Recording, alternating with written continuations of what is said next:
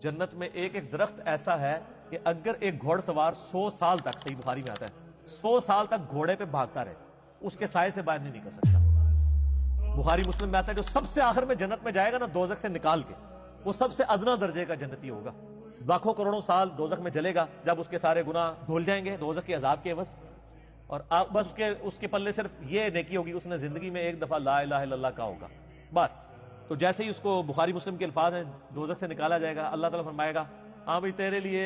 زمین سے 10 گنا بڑی جنت۔ تو کہے گا یا اللہ تو خدا ہو کے میرے ساتھ مذاق کرتا ہے؟ تو بخاری مسلم کے الفاظ ہیں کہ اللہ تعالیٰ اپنی شان کے لائق مسکرائے گا اس کی بات کے اوپر، اللہ فرمائے گا مذاق نہیں کر رہا، حقیقت بات ہے کہ جو یہ روئے ارض ہے، یہ جو میریکل پلانٹ ارتھ ہے، اس سے 10 گنا بڑی جنت ہے